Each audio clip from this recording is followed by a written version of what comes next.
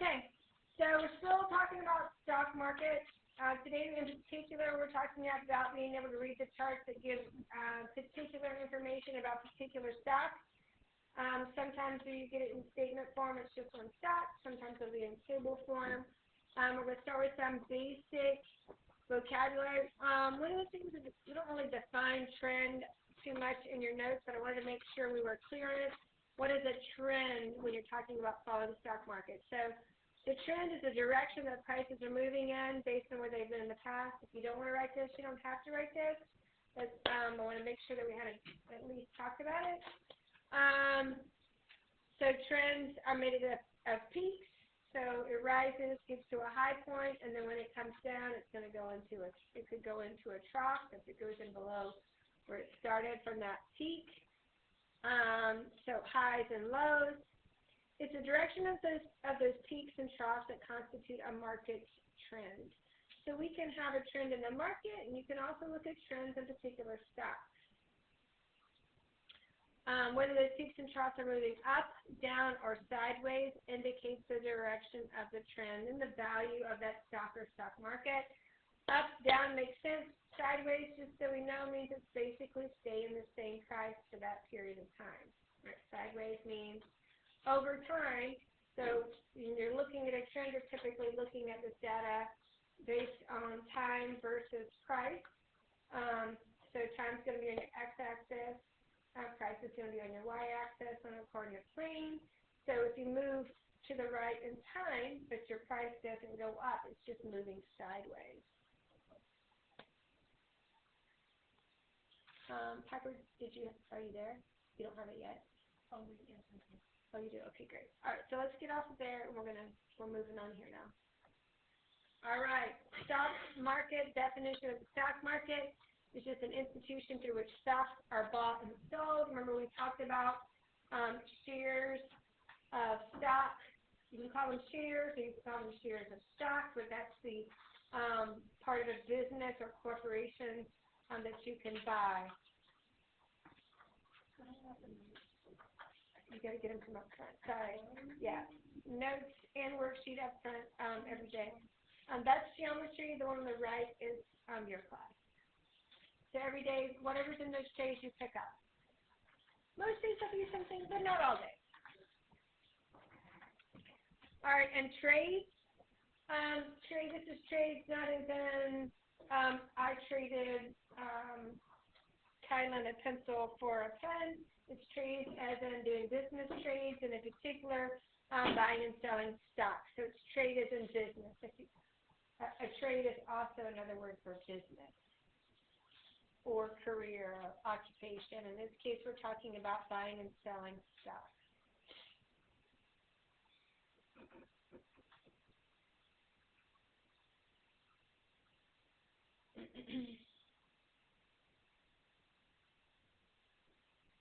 At the bottom of this slide, it says, in order to interpret stock market data, you need to know the meaning of categories used in international stock market charts. So that's what we're going to learn, a little bit of vocabulary, basically headings on columns in charts. So we know what they mean when we see them as it relates to the price and trends of the stock price. All right. So we're going to start here. We have 4 definitions. We're going to pick the 4 out of here that apply. The first one we're going to talk about is the open. The open is the first price at which a share of stock was traded during a regular day session. So D is number 2. The high makes sense. It's the highest price traded that day. And as you can imagine, the low is the lowest price traded that day. So B is 4, C is 5. And the last thing is the difference between the previous day's closing price and today's closing price, and that's going to be the change or the net change. And this vocabulary is not static. I mean, sometimes the vocabulary, the way they title these are a little bit different. So you do have to kind of look at a title of a category or chart or column on a chart and think, what could that be? And you can look at the values a lot of times. The name is going to be similar. Look at the values and kind of figure out what it is. Last. So you might think it's the last price at which a stock was traded during a regular day, but it's actually the price per share of the most recent. So when we're talking about last, we're talking about the most recent. And actually, these are kind of interchangeable on these charts. Unfortunately, it's not standard. Close, number 3, the last price at which a stock was shared. Now that is standard, but that last is a little bit misleading. It's the closing price or the close on the last price at which a share of stock was traded during a regular day's session. And volume, how many shares of stock they say posted or traded that day. G, the number of shares traded in a given time period. The information we're looking at is a daily volume. And then I think we can figure out 52-week high, 52-week low. The high is the highest price at which one share was traded in the last year, or the 52-week high, I should say, because there's a daily high and a yearly high. So the 52-week high, the 52-week low just refers to lowest price and highest price in the year. All right. Pretty clear cut there, with the exception of that one. That one's a little ambiguous. Right, moving on. So this is what we're looking at. And this particular table or chart is regard to just one particular stock.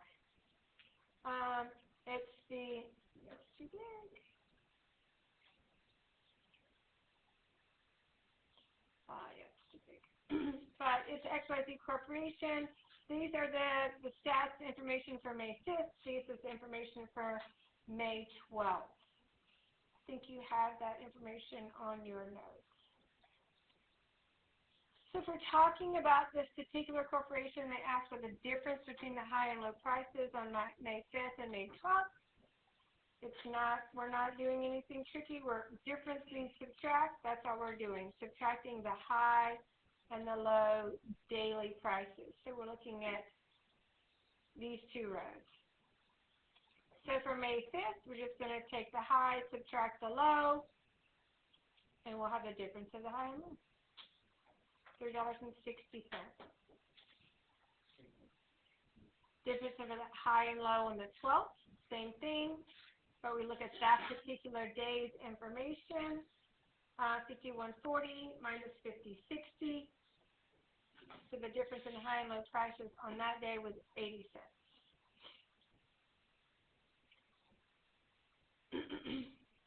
High and low is different, as we said, from 52-week high and low. So 52-week high and low, we're looking at these two rows. So 60.45 minus 43.60, so difference almost always means subtract.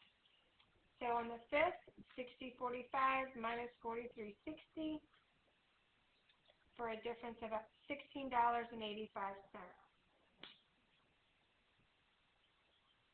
On May 12th, you're just using the data from that particular day, 60.45 and 43.60. Albert, you good? You read what I got up here? Okay. So 60.45 minus 43.60 for a difference of $16.85. Oh yeah, because it's a 52-week high. Well, as of right now, the high and low are the same through May 12th. The volume, so we're looking at the volume. You notice there's no word that says volume on here.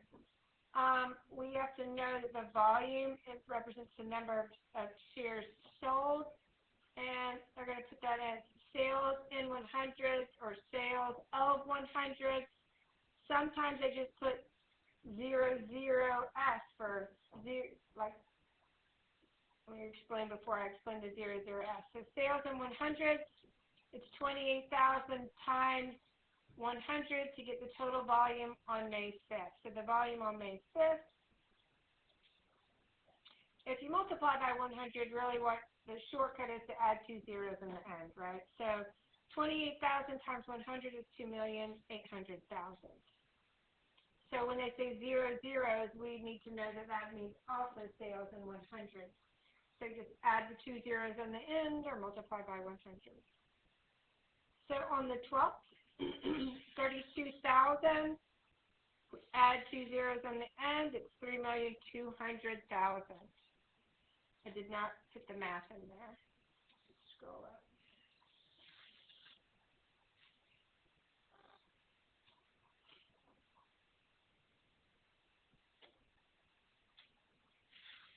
So far, so good? That's what you're awake, bud? Okay.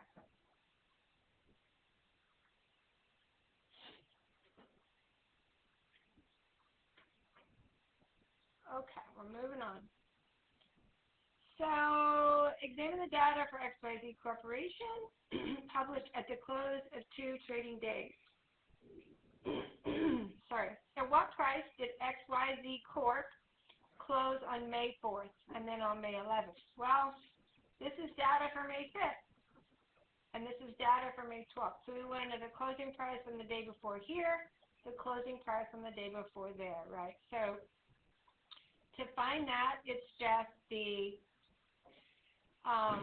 close on the current day minus the change on the current day. So it's going to be the last on this one minus the change.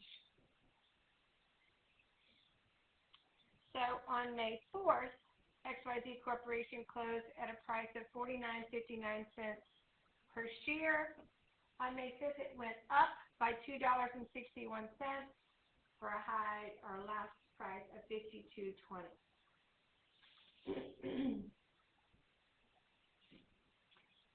So if you look at May 12th, though, the change, excuse me, is negative. So it went down from May 11th to May 12th. So remember, when you subtract a negative, oh, I've got it up here for some reason. When you subtract a negative, it's actually a positive, right? So the closing price or last price on May 12th is $49.98 minus the change of negative 1.55 is $51.53. That seems kind of weird until you think about it. We know that there's a negative change in price. So the day before it was $51.53. It went down by $1.55 for a last price of $49.98.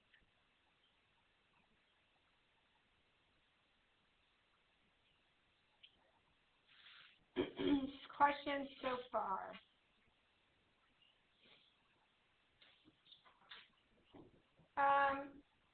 Harkening back to your 7th grade, 8th grade, maybe algebra days, percentage change. Remember how to find this? So the percentage change is going to give us the change in price as a percent of that price, old and new price. So looking here for this, when you were in just straight math, it was new minus old divided by old. For this, it's going to be last, as in new, 5.5 minus the old 5.4, and it's current versus old, right? So on 5.5, that's the new. 5.4 is the old. This is going to convert that change into a decimal. We're going to multiply by 100 to get the percent. So 52.20 minus 49.59 of close on 5.4. It's always divided by that oldest price for a percent of change, a positive percent of change of 5.3%. The price went up from the previous day. If your change is positive, it's going to be a percent of increase. If your change is negative, it's going to be a percent of decrease. Any questions about E? Since here, will you drop your phone in your backpack for me, Ben? I know it's charging, but you can still put it in there. Thanks so much. I know you're not on it. but the whole point is out of my shell, it's distracting even if it's not going off. All right, percentage change from May 11th to May 12th. So it's going to be last on May 12th minus last on May 11th. And remember, this is last on May 11th here, and last on May 12th here. Okay? So 49.98 minus 51.53 over 51.53. So new and old as in date.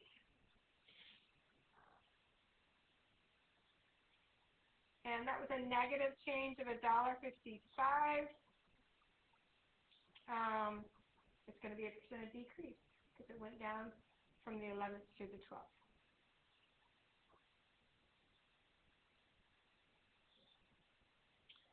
So this percentage increase and decrease tells you the trends, and it's a short term in this case, right?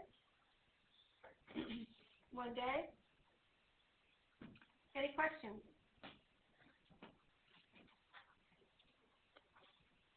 All right, Cynthia, if you'll pick your head up for me. Thank you, Madeline.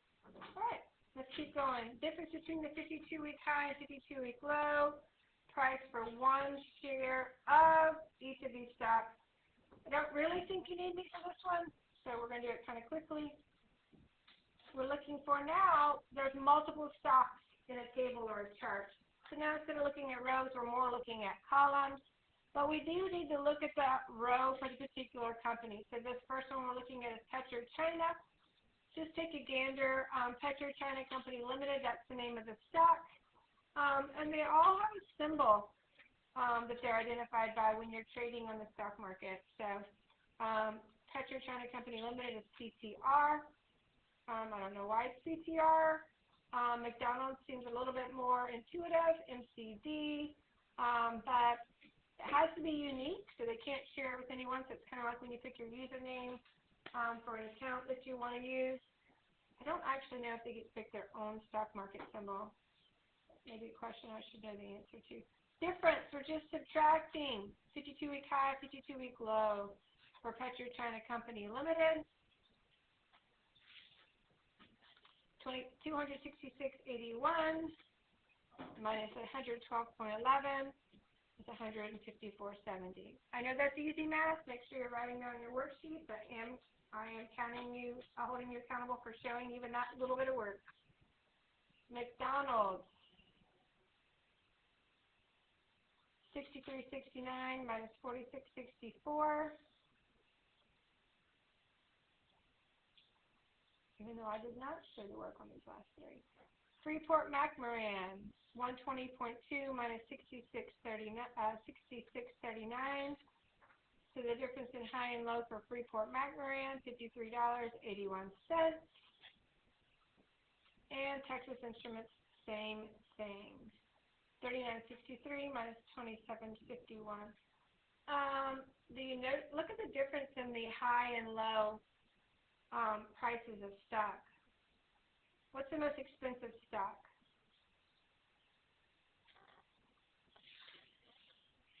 Texas Instruments difference, $12.12. What's the most expensive stock on this chart per share, Layla? Sorry? PetroChina is $266.81. Is there not a bigger number there? Yeah, the Berkshire Hathaway. Look at so this is the high for the year, the low for the year. Look at the daily high. Almost $130,000. That's for 1 share. McDonald's, $58 and some. Texas Instruments, $29 and some. A big variation in cost per share. Questions on that? Super easy. If we don't look at it, you don't think about it a little bit though, there will be people that miss those problems on the test, I promise you. What was the difference between the day's high and the day's low? So there'll be people that do the 52-week here. Make sure you're paying attention to details. We're looking at this column and this column now. Westpac, where's Westpac? It's right here. So we're looking at these two numbers. Difference means to subtract. That's how we're doing. Daily price, daily high, daily low, for this particular day, April 22nd. High and low for April 22nd. McDonald's, 58.77 minus 57.42 for a daily difference of $1.35. Berkshire Hathaway, $1,600 difference, $128,600 minus $127,000. So that price per share fluctuated $1,600, which seems like a lot, but that stock is so expensive in relation to the price per share. It's not that as much as you would think. And we're going to look at that. Looking at the percent increase and decrease kind of helps you evaluate that trend for a more expensive stock, and you can compare it to a less expensive stock using the percent of increase or decrease. All right, volume. Do you want to try to do the volume? Maybe it'll be less boring, and then we'll just check it. Mason, you with me? Mason, pick your head up, bud. All right, you guys find the volume for Berkshire Hathaway. So, quick reminder, this is the column you're looking at. It's this number times 100. So everybody's finding the volume of Berkshire Hathaway, McDonald's, Freeport-McMoRan, and Texas Instruments. It's the sales of 100, where the last table says sales in 100. Remember, you can just add 2 zeros in there. You also have a calculator on your home page here. So we're finding the volume of these 4 companies. It's just the number in the column times 100. You can use the calculator on the home page.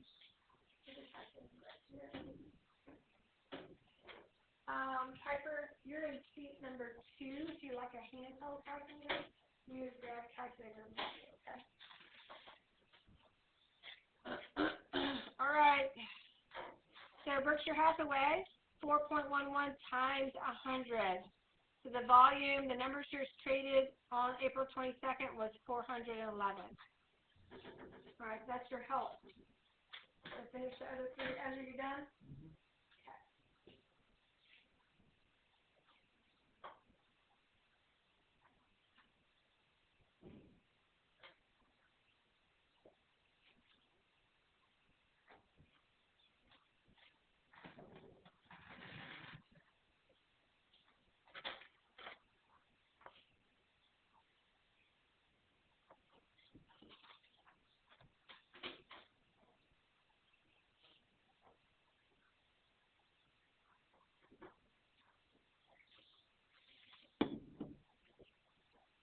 What'd you get from McDonald's, Lawson?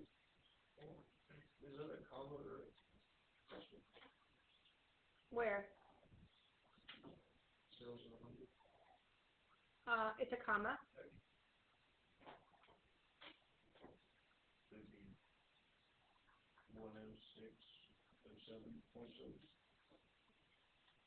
You multiply it by 100, you're going to add 2 zeros on it, 10,607,700.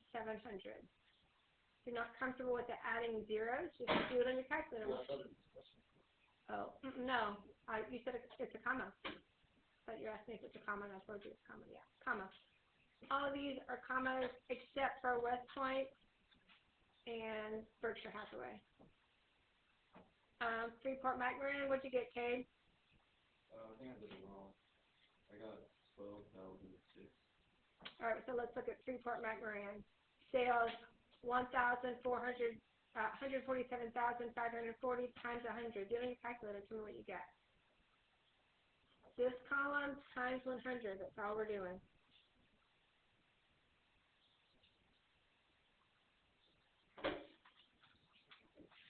$14,754,000. Perfect. And Texas Instruments, Ezra, what'd you get? 28 million. That's right. Okay. Any questions about how we got the volume, the number of shares that traded that day? Ezra, Mason, I do want you to pick your head up, though. Mason, pick your head up. Mason, sit up, buddy. Thank you. All right. Closing price on April 21st. So closing price is going to be the last minus the change on 4/22. So for opening, we're looking for what price did each stock close at the day before. The day before is April 21st. So it's last minus change. So Westpac Banking Corporation, the last price on April 22nd was $113.62. Minus the change, 245 means that on April 21st, Westpac Banking Corporation closed at $111.17. So we could call this the closing price.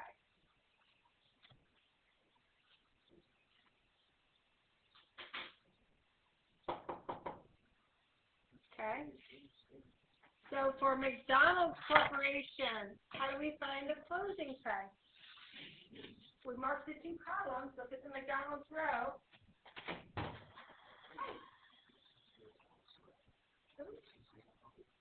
Okay. Just grab all your stuff, bud. I'm recording so you can finish. There's not much left. Sorry, I didn't want to. Okay. So McDonald's Corporation. What's going to be the closing price, Chanel?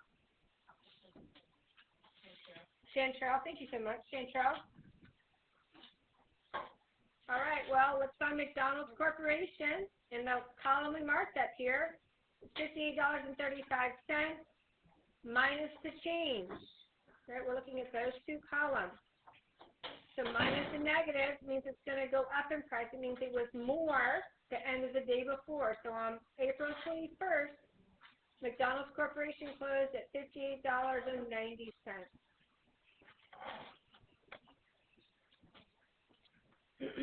Mason, what's the closing price for Berkshire Hathaway on April 21st?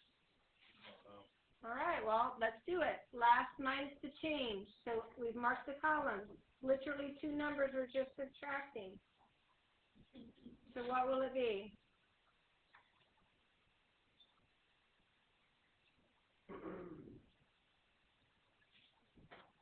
What's the last for Berkshire Hathaway? 127.2 is the last? Oh, yes. So it will be 128.200. Yep. 127.200 minus negative 1,000. And I did not show the work there. You need to show the work, but I didn't show it there. Freeport McMoran, same thing. We're looking last minus change. 118.65 minus 30.51 for a closing price on April 21st of $115.14. We're going to be using these on another slide, so make sure you're finished with those.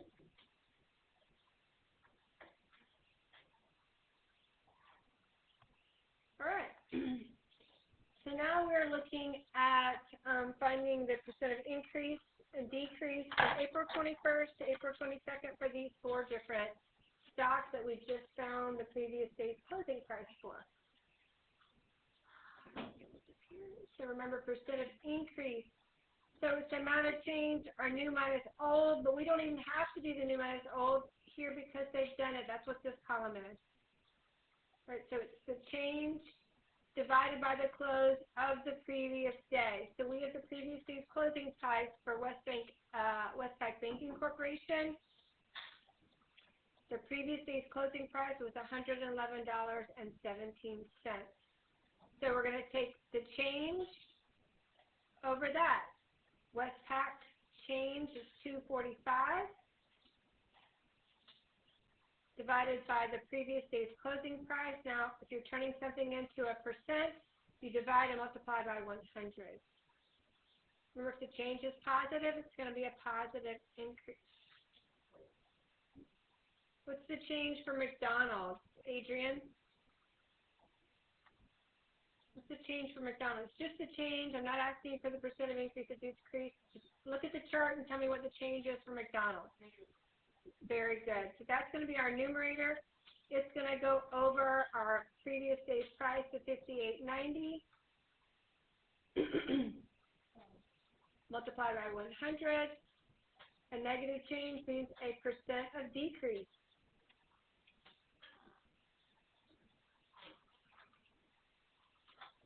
So Berkshire Hathaway. What's the change for Berkshire Hathaway? Miana?